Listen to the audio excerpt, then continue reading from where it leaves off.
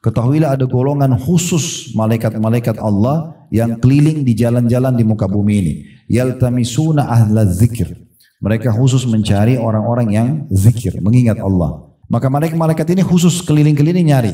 Kayak majelis ilmu ini mereka cari. Kalau mereka sudah temukan, fa in wajadu qauman yadhkurunallaha tanadau. Kalau mereka temukan kaum yang sedang kumpul, kayak majelis ilmu atau orang lagi zikir habis sholat, maka mereka saling manggil satu sama yang lain. Malaikat ini ya. Kemudian mereka mengatakan halummu ila hajatikum. Ayo kumpul sekarang cepat, inilah hajat kita.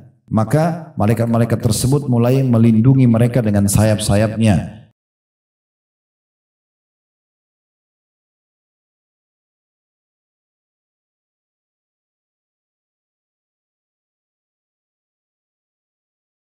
Assalamualaikum warahmatullahi wabarakatuh. Alhamdulillah, tidak pernah lisan kita sebagai seorang muslim berhenti memuji dan memuja Allah subhanahu wa ta'ala. Sebagai seorang muslim kita sangat meyakini bahwasanya dua susunan kata ini alhamdulillah adalah susunan kata bersyukur dan berterima kasih kepada Allah. Dan Allah menjanjikan kekal dalam kitabnya dalam surah Ibrahim, la in syakartum la azidannakum. Kalau kalian bersyukur maka pasti aku akan tambah. Nabi Yahya pernah diwahyukan kepada Allah SWT untuk menyampaikan 5 hal kepada Bani Israel. Tapi ini tidak diperintahkan kepada Nabi Isa. Ya, saya bacakan hadisnya. Nabi SAW mengatakan, Inna Allah auha ila Yahya bin Zakaria bi 5 kalimatin an ya'mala bihinna. Sesungguhnya Allah memerintahkan kepada Nabi Yahya untuk menyampaikan 5 atau mewahyukan 5 kalimat yang dia diperintahkan untuk mengamalkan 5 itu. Wa ya'mur Bani Israel an ya'malu bihinna, dan memerintahkan Bani Israel untuk mengerjakannya. Berarti di sini khususkan untuk Bani Israel. Tapi karena Nabi Muhammad SAW menukil kepada kita, kalau beliau sudah sampaikan berarti bagian juga daripada hal yang kita dianjurkan ya. Faka'anna abta'a bihinna, tapi Nabi Yahya terlambat dalam menerapkannya. Begitu terima wahyu enggak langsung diterapin untuk dirinya, enggak langsung disampaikan. Fa'atahu Isa faqal inna Allah amaraka bi 5 kalimatin an ta'mala bihinna. Lalu Nabi Isa diperintahkan oleh Allah untuk menegur Nabi Yahya. Nabi Isa datang lalu mengatakan, sesungguhnya Allah perintahkan kamu dengan 5 kalimat agar engkau mengamalkannya. Wa ta'muru Bani Israil an ya'malu bihinna, dan kau juga diperintahkan untuk menyampaikan kepada Bani Israel untuk mengamalkannya. Fa imman tukhbirahum wa imma an ukhbirahum. Sekarang ambil keputusan, kamu mau sampaikan pada mereka atau aku yang sampaikan?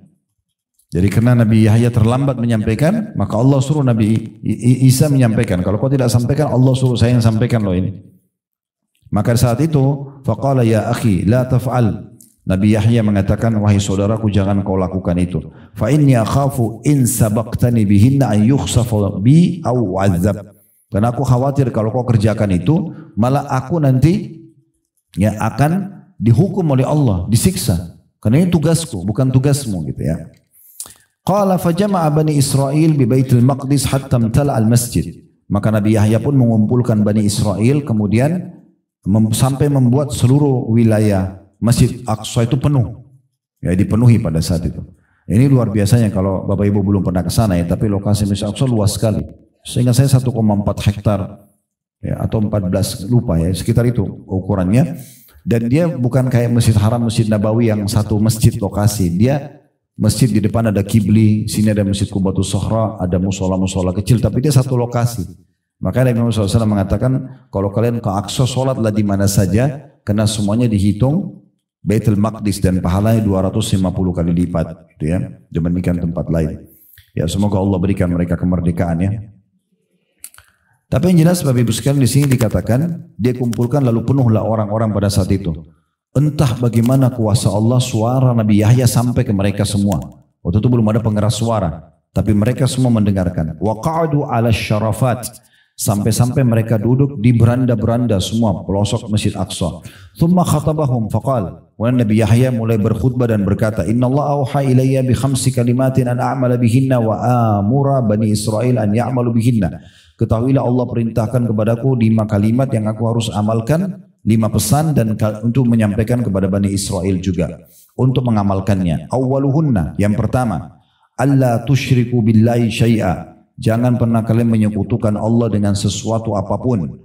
Fa inna mathala man asyraka billahi kamathali rajulin ishtara 'abdan min khalisi mali bi dhahabin aw wariq thumma askanahu daran.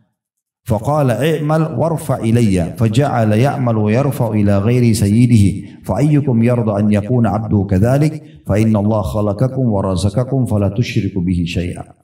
Pesan pertama Allah untukku dan untuk kalian, jangan pernah menyekutukan Allah, partnerkan Allah dengan makhluk, nggak boleh. Ini hukum yang berat sekali ya. Kayak orang sholat baca dalam suratnya iyyaka na'budu wa iyyaka nasta'in, hanya kepadamu kami menyembah dan minta tolong, kemudian dia pergi kuburan sebelah mesinya minta-minta. Mana tadi statement dan komitmen dia mengatakan hanya kepadamu ya Allah, hanya kepadamu, kenapa minta pada kuburan tersebut? Ya, Imam Nawawi rahimahullah mengatakan saya heran dengan orang yang masih minta-minta pada kuburan, yang dia tahu kuburan itu sebenarnya berisikan manusia seperti dia yang sudah jadi tulang belulang. Gitu kan? Kenapa harus minta sama itu? Dan belum pernah dinukil satu kali pun para sahabat mereka datang setelah Nabi SAW meninggal lalu minta-minta dari kuburan Nabi Muhammad SAW. Dan Aisyah tinggal 30 tahun ranjangnya dia di sini, di situ kuburan suaminya Nabi SAW. Tidak pernah tuh beliau minta-minta pada Nabi di kuburan. Beliau berdoa kepada Allah Subhanahu Wa Taala. Dan kita diperintahkan agar minta kepada Allah sampai tali sendal kita pun putus minta kepada Allah. Kata Nabi SAW, minta apapun kepada Tuhan kalian walaupun sampai tali sendal kalian yang putus. Kita disuruh betul-betul manja kepada Allah SWT. Kurang lebih begitu. Jadi nggak boleh syirik. Termasuk syirik, Bapak Ibu sekalian hati-hati, jangan pakai jimat, pakai susuk. Ya. Mau buat suami suka, ibu-ibu pakai cara manusia. Ya, cara manusia itu tatapan matanya syahdu, lisannya santun, tangannya ramah, ya, baik. Terus disuka sama suaminya itu. Ya. Tidak usah bawa foto ke dukun, ya, supaya suka, panggil jin. Ini nggak bisa. Syirik kepada Allah. Nggak boleh, kan gitu. Mau laris usahanya, nggak usah pakai kertas-kertas atau kucing yang ayun-ayun tangannya atau, ya. Nah itu keyakinan orang-orang non-Muslim, mereka yakin bisa panggil konsumen, bisa datangkan rezeki, nggak penting. Caranya gimana Ustaz? Supaya saya bisa usaha saya maju, sederhana kok. Modal halal, sistem halal, produk halal. Habis itu ikutin dengan sedekah. Saya jamin 100% laku. Coba deh, modalnya selalu halal walaupun sedikit, keberkahan akan ada. Produknya halal, sistemnya halal. Lalu jangan lupa hubungkan antara pendapatan kita, ekonomi ini dengan sosial. Bagi pada orang lain, maka akan banyak keberkahan. Pesan yang kedua, wa idza qumtum ila sholati fala taltafitu fa inna Allah yuqbilu biwajhihi ila wajhi 'abdi ma lam yaltafit. Kalau kalian sholat jangan pernah noleh-noleh, ya. Itu pesan yang kedua. Gak boleh noleh kiri kanan, lihat sana sini. Karena sungguhnya Allah akan mengarahkan wajahnya kepada wajah hambanya selama dia tidak menoleh. Dari nasihat yang kedua ini berarti sholat sudah ada sebelumnya. Jadi sholat itu bukan cuma kita. Semua orang yang beriman sama Allah itu ada perintah sholatnya. Ya. Maka itu kita perlu fahami, dan yang penting adalah dalam sholat pesan Allah kepada Nabi Yahya nggak boleh noleh-noleh. Ya. Dan dalam hadis yang lain, seorang hamba pada saat dia membuka matanya dan mengarahkan ke tempat sujudnya, maka Allah memandang wajahnya sampai dia mengalihkannya. Atau makna hadis begitu. Yang ketiga, wa amurukum bisyami, dan saya perintahkan kalian untuk selalu menjaga puasa. Wajib atau sunnah. Wa mathalu dzalika kamathali rajulin fi isabatin ma'ahu surratan min miskin kulluhum yuhibbu an yajida rihaha wa inna as-siyama atyabu indallahi min rihil misk. Karena perumpamaan puasa itu seperti orang yang bawa tumpukan kayu kecil, tapi di antara kayu itu ada yang mengeluarkan bau kasturi. Maka orang coba cari kayu yang mana nih? Ketahuilah kayu yang kasturi itu adalah puasa. Maksudnya dia amal yang mendatangkan bau yang sangat wangi dan besar pahala di sisi Allah.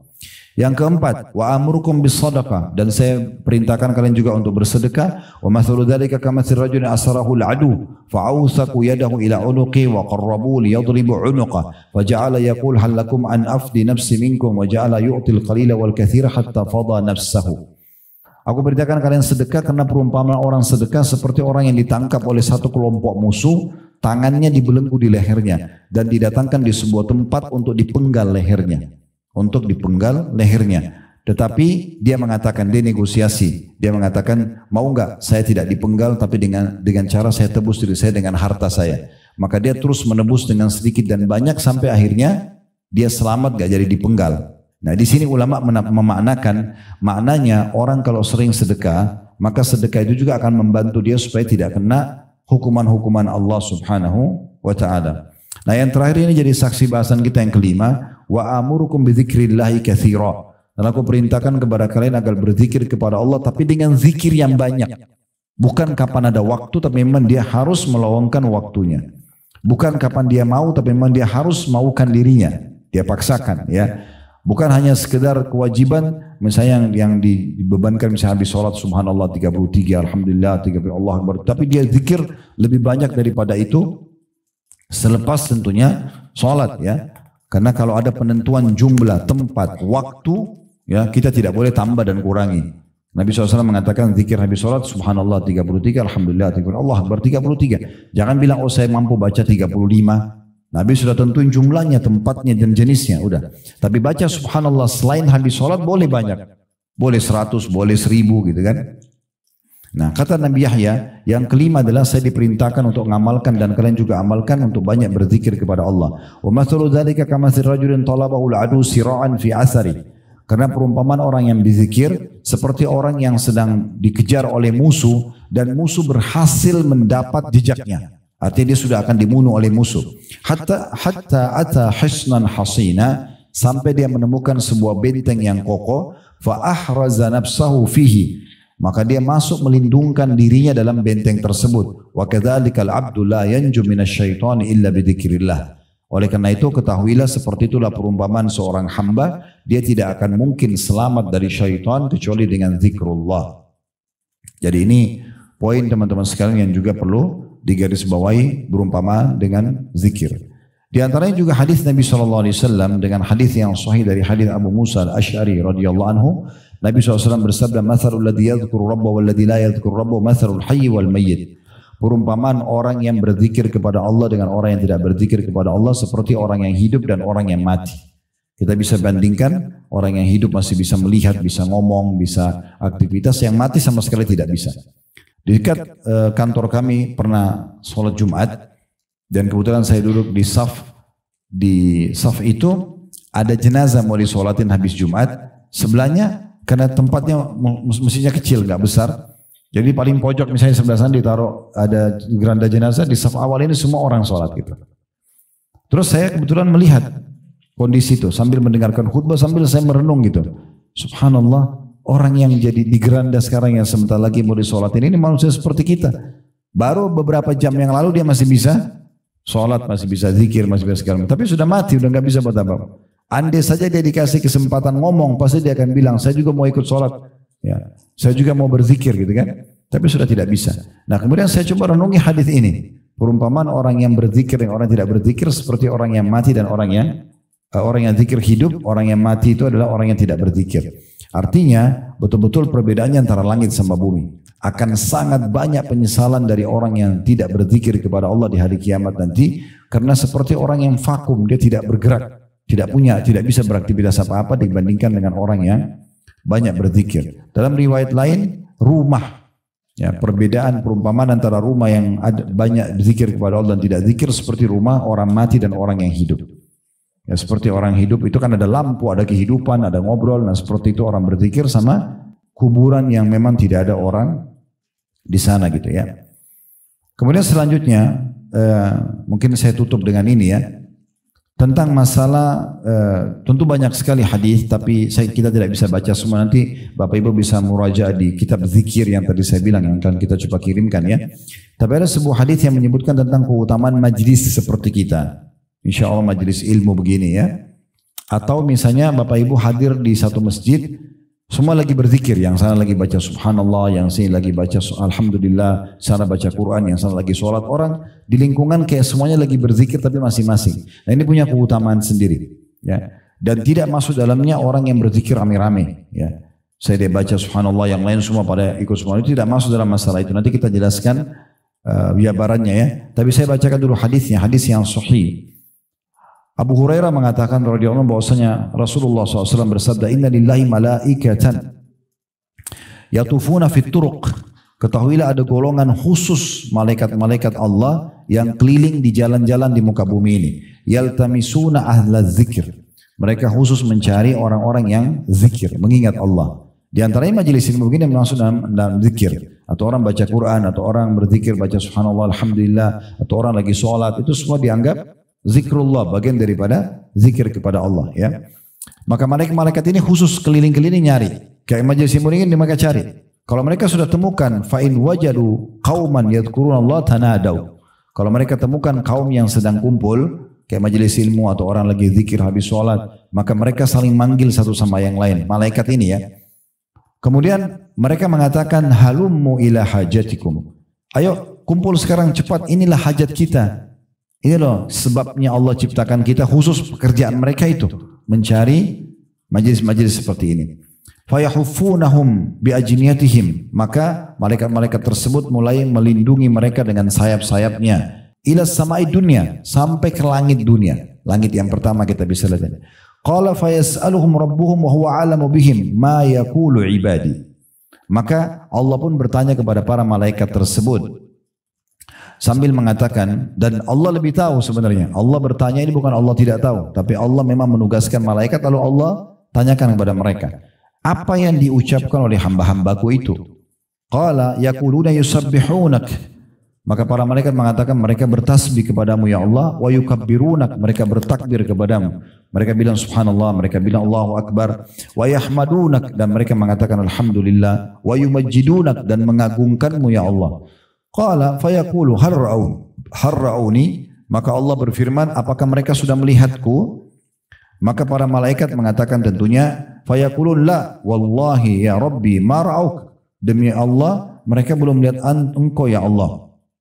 Qala fayaqul kaifa law ra'auni, maka Allah pun berfirman kepada para malaikat bagaimana kalau mereka melihatku? Maka para malaikat mengatakan law ra'auka kanu ashadda laka ibadatan. Kalau mereka melihatmu ya Allah sebagaimana kami bisa bertemu denganmu, maka pasti mereka akan lebih kuat lagi dalam beribadah, wa ashadda laka tamjidan, dan akan lebih memuliakanmu lagi, wa aktsara laka tasbihan, dan lebih banyak lagi bertasbih kepadamu. Qala fayaqulu wa fama yas'aluni, maka Allah bertanya lagi kepada para malaikat, mereka mohon apa kepadaku? Qala fayaqulun yas'alunakal jannah, maka para malaikat mengatakan mereka mau surgamu ya Allah. Orang dulu di majelis ilmu, orang berzikir, orang sholat, orang ngaji untuk apa? Untuk masuk surga. Mereka mohon surga ya Allah. Qala fayaqul wa hal ra'auha, maka Allah mau tanya lagi kepada malaikat, mereka sudah lihat surga itu? Qala fayaquluna la wallahi ya rabbi ma ra'auha, maka para malaikat spontan mengatakan tidak, demi Allah mereka belum melihat wahai Tuhan kami. Fayaqul, maka Allah pun berfirman, fa kaifa law ra'auha, bagaimana kalau mereka sudah melihat surga itu? Qala yaqulun, maka para malaikat mengatakan law annahum ra'auha kanu ashadda 'alaiha hirsa. Kalau mereka lihat pasti mereka akan lebih menjaga lagi. Wa ashadda laha talaban, dan mereka lebih giat untuk memohonnya. Wa a'zama fiha rakbah, dan lebih semangat lagi untuk mengejarnya. Qala fa mimma yata'awwadun, Allah tanya lagi kepada para malaikat, mereka berlindung dari apa? Qala yaqulun minan nar, maka malaikat mengatakan mereka berlindung dari api neraka. Tujuannya kita duduk dalam majelis ilmu, kita sholat, kita berzikir kan supaya selamat dari neraka. Qala fayaqul wa hal ra'auha, maka Allah berkata, apakah mereka sudah melihat neraka itu? Qala yaquluna la wallahi ya rabbi wallahi ma ra'auha. Mereka mengatakan tidak, demi Allah mereka belum melihatnya. Qala fayaqul fa kaifa ra'auha, lalu bagaimana kalau mereka sudah melihat neraka itu? Qala yaqulun, maka para malaikat mengatakan law ra'auha kanu ashadda minha firara. Kalau mereka lihat pasti mereka akan lebih menjauhkan diri, lari darinya. Wa ashadda laha makhafa, dan pasti lebih takut lagi. Qala fayaqul, lalu kemudian Allah pun berfirman kepada para malaikat, ushhidukum anni qad ghafartu lahum. Aku menjadikan kalian saksi bahwasanya aku sudah memaafkan dosa-dosa mereka. Qala yaqulu malakum minal malaika, maka ada satu malaikat tiba-tiba nyeletuk mengatakan ngomong, fihim fulanun laisa minhum, tapi dalam majlis itu ya Rasul ya Allah, dalam majlis ilmu mereka, dalam sholat mereka ada orang datang tapi bukan dari golongan mereka, tujuannya datang ke sini mau ketemu teman, bukan mau pengajian misalnya. Bagaimana? Apa dapat juga gitu? Maka apa kata Allah SWT, ini karena berkahnya orang yang kumpul, ya karena ingin mengingat Allah. Innama ja'a lihaja, kan datang karena ada hajatnya saja. Qala humul qaumu la yashqa bihim jalisuhum. Kata Allah Subhanahu wa taala, mereka kaum yang tidak akan membuat orang-orang yang ikut bersama mereka itu rugi, ya. Artinya dapat juga orang itu. Ya. Karena keberkahan majelis itu sendiri, ya. Dalam riwayat lain saya langsung terjemahkan karena mirip, ya, tapi cukup panjang. Sesungguhnya Allah Tabaraka wa Ta'ala memiliki malaikat-malaikat yang terpilih secara khusus. Mereka selalu mencari majelis-majelis ilmu dan majelis zikir. Kalau mereka mendapatkan majelis tersebut, maka mereka duduk bersama orang-orang itu sambil mereka melindungi satu sama yang lain dengan sayapnya sampai mereka memenuhi tempat itu dan memenuhi sampai ke langit. Kalau mereka sudah selesai dan mereka naik kembali ke langit bertemu dengan Allah, Allah pun bertanya kepada mereka dan Allah lebih tahu. Dari mana kalian? Mereka mengatakan, kami datang dari hamba-hambamu ya Allah di bumi yang sedang bertasbih kepadamu, bertakbir kepadamu, mengucapkan la ilaha illallah, ya. Kemudian juga memujimu dan juga memohon kepadamu. Lalu kemudian Allah mengatakan, apa yang mereka minta? Para malaikat mengatakan, mereka minta surgamu. Kata Allah, apakah mereka sudah lihat surga itu? Kata para malaikat, tidak wahai Tuhanku. Maka kata malaikat, atau tidak wahai Tuhan kami. Lalu kata Allah, bagaimana kalau mereka melihat surgaku? Lalu Allah bertanya lagi, dari apa mereka berlindung? Kata para malaikat, mereka berlindung, ya, dari apimu ya Allah, ya. Kemudian kata Allah SWT, apakah mereka telah melihat neraka itu? Kata para malaikat, belum. Lalu kata Allah, bagaimana kalau mereka melihat?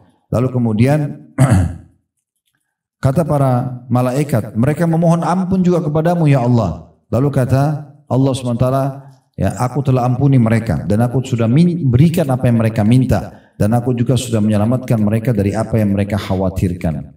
Lalu kemudian mereka mengatakan, wahai Tuhan kami, ada di antara mereka pelaku dosa. Dalam majelis ilmu itu ada pelaku dosa, yang datang ke masjid itu ada pelaku dosa, ya. Dia kebetulan lewat, dia lihat ramai, dia ikut. Gitu kan. Maka kata Allah SWT, aku juga ampuni orang itu, ya. Karena sesungguhnya kaum yang sedang berkumpul tidak akan merugikan siapapun yang ikut bersama mereka. Nah, ini berarti menandakan luar biasanya kedudukan majelis ilmu itu, ya. Sampai seperti itu, ya. Ini majelis zikir. Nah, kemudian teman-teman sekalian perlu kita garis bawahi, tadi saya bilang tidak masuk dalamnya orang kalau zikir rame-rame, ya. Karena pernah terjadi di masa Abdullah bin Mas'ud radhiyallahu anhu, di masa tabi'in pernah ada orang di masjid, dia duduk sambil dia pegang batu, kemudian dia bertanya subhanallah, yang lain semua ikut subhanallah, alhamdulillah, alhamdulillah, semua rame-rame gitu. Lalu kemudian Abdullah bin Mas'ud menegur sambil mengatakan, begitu cepatnya kecelakaan dan kebinasaan bisa pada kalian. Lalu yang pimpin mengatakan, wahai Abu Abdurrahman, ini maksudnya julukannya Abdullah bin Mas'ud, kami hanya ingin kebaikan, ya. Kami kan berpikir baik. Maka kata Abdullah bin Mas'ud menegur kurang lebih maknanya, kalian ingin kebaikan tapi berapa banyak orang yang mau kebaikan tapi tidak sampai kepadanya. Bukankah Rasulullah SAW baru saja meninggal, rumahnya masih ada, pakainya masih ada, kok bisa kalian buat sesuatu yang Nabi tidak contohkan? Jadi maksudnya kalau kita mau pahala juga kita harus perhatikan baik-baik, ya, supaya betul-betul sesuai dengan apa yang Allah Subhanahu wa taala perintahkan, ya. Kemudian juga saya akan tutup dengan satu hadis lagi, nanti besok kita buka pertanyaan, dan juga beberapa riwayat tentang orang-orang saleh kalau mereka berzikir kepada Allah seperti apa, ya. Riwayat ini adalah seorang wanita bernama Yusairah radhiyallahu anha. Ini wanita seorang muhajirah dari Mekah. Dia mengatakan, qala lana Rasulullah sallallahu alaihi wasallam alaikunna bitasbihi wat tahlili wat taqdisi waqidna bil anamil fa innahunna mas'ulatun mustantaqatun wa la takfulna fatansayna rahmah. Bahwasanya Rasulullah SAW mengatakan kepada kami kaum wanita waktu itu, ya, karena wanita yang menyampaikan dan ada pengajian buat ibu-ibu pada satu dari Nabi SAW. Nabi SAW mengatakan, hendaklah kalian selalu bertasbih, bilang subhanallah, selalu bertahlil, mengatakan la ilaha illallah, selalu bertakdis atau mensucikan Allah, mengatakan subhanallah, dan hitunglah dengan ujung-ujung jari kalian. Hitung dengan jari-jari kita, sudah ada garisnya Allah kasih, tinggal kita hitung, ya. Kemudian dikatakan, karena itu semua akan ditanya dan diajak bicara nanti pada hari kiamat. Jangan kalian lalai yang membuat kalian lupa dengan rahmat Allah. Hadis ini diriwayatkan oleh Tirmidzi dan juga Abu Daud. Ada riwayat lain yang menjelaskan tangan yang dipakai untuk berzikir akan menjadi saksi pada hari kiamat. Akan menjadi saksi pada hari kiamat. Nah, ini poin juga yang berhubungan dengan masalah ini. Nah, dinukil dalam kisah ya Abdullah bin Mas'ud ya, maaf, Abu Ubaidah bin Abdullah bin Mas'ud, anaknya Abdullah bin Mas'ud. Ketika hati seseorang terus berzikir pada Allah, maka ia selalu berada dalam solat. Ya. Dan jika ia berada di pasar, lalu ia menggerakkan kedua bibirnya untuk berzikir, maka itu akan lebih baik buat dia.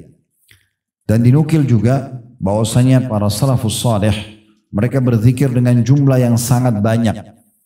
Di antaranya disebutkan nama Khalid bin Ma'dan rahimahullah. Beliau bertasbih kepada Allah setiap hari 40.000. Ya. Itu selain membaca Al-Quran dan juga ya pada saat ditemukan beliau meninggal dunia, jenazahnya untuk dimandikan, tangannya masih memegang seakan menghitung berzikir. Karena sukanya berzikir kepada Allah subhanahu wa ta'ala. Mungkin ibu ada yang mengatakan dan bapak, gimana Ustaz zikir 40.000 kan banyak sekali. Jadi gini, poinnya Bapak Ibu sekalian bukan masalah jumlahnya, tapi keberkahan yang Allah berikan kalau kita sudah rutin kerjakan ibadah itu.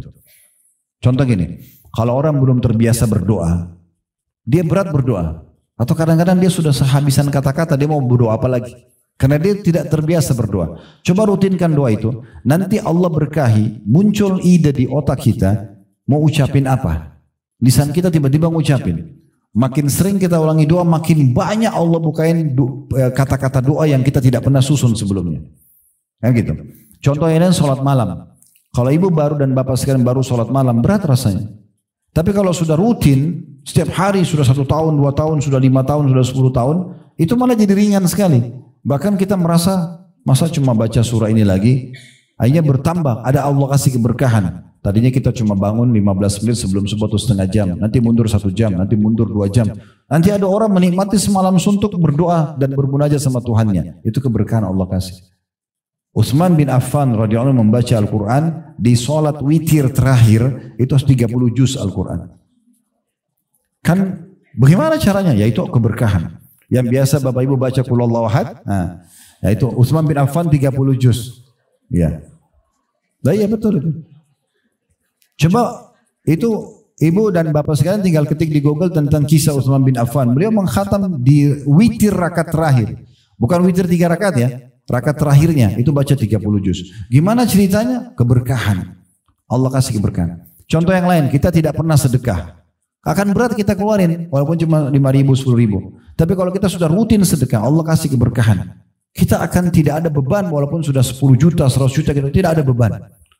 Karena keberkahan yang Allah kasih. Nah begitu seterusnya. Jadi ini masalah keberkahan. Asal kita sudah mulai dulu mengerjakannya. Makanya disebutkan ya bahwasanya dalam riwayat yang sahih Nabi SAW itu selalu berzikir di setiap keadaan beliau. Kalau lagi ngomong sama orang beliau berzikir, tapi kalau lagi tidak ngomong sama orang selalu berzikir. Disebutkan dalam hadis yang sahih riwayat Bukhari Muslim bahwasanya karena Rasulullah SAW yadhkurullaha ala kulli ahyanihi ya. Ala kulli ahyanihi. Kalau Nabi SAW selalu berzikir dalam setiap keadaannya. Jadi rutinkan aja. Ya. Dan zikir kan tidak terlalu banyak lafadznya ya. Ada astagfirullah, ada salawat, dan kalau mau lebih pendek kita baca Allahumma salli ala Muhammad gitu ya. Terus diulangi saya Allahumma salli ala Muhammad, Allahumma salli ala Muhammad. Kalau mau lebih lengkap bisa saja. Tapi kalau misalnya orang mau pilih yang ringkasnya, adalah haula wala quwata illa billah.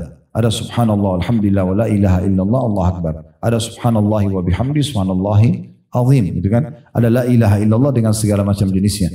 Tidak lebih dari 10 sebenarnya. Kurang dari itu jenis-jenis zikir. Jadi kalau Bapak Ibu lowongkan waktu untuk menyebutkannya dalam keseharian, anggaplah dimulai dari setiap zikir ini 10 kali aja. 10 kali subhanallah, alhamdulillah, wa la ilaha illallah, akbar, 10 kali astagfirullah, 10 kali salawat, 10 kali aja. Gitu kan? Di antara contoh kata Nabi SAW, siapa yang baca salawat kepadaku 10 kali di pagi hari, 10 kali di sore hari, maka akan dapat syafaatku hari kiamat. Pelan-pelan nanti tingkatkan jadi 20, jadi 30, nanti terus menerus akan lebih banyak dari itu insya Allah. Kapan kita Allah melihat keikhlasan kita, maka Allah akan mudahkan kita tentunya untuk ya, mendapatkan keberkahan di jenis ibadah itu. Allahu a'lam.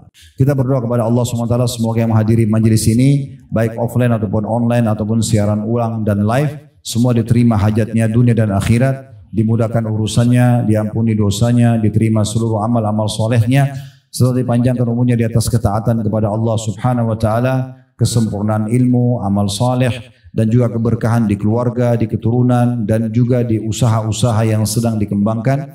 Serta semoga Allah SWT selalu menjaga negeri kita agar menjadi negara yang aman, tentram, damai. Allah jaga persatuan, kesatuan dan juga kemerdekaan kita. Dan Allah berikan petunjuk kepada pemimpin untuk menjalankan tugas dan amanah dengan baik, sesuai dengan syariat dan apa yang Allah halalkan tentunya. Dan menjadikan masyarakat negara masyarakat yang gotong royong dengan pemerintah untuk menjaga persatuan, kesatuan dan juga kemerdekaan kita.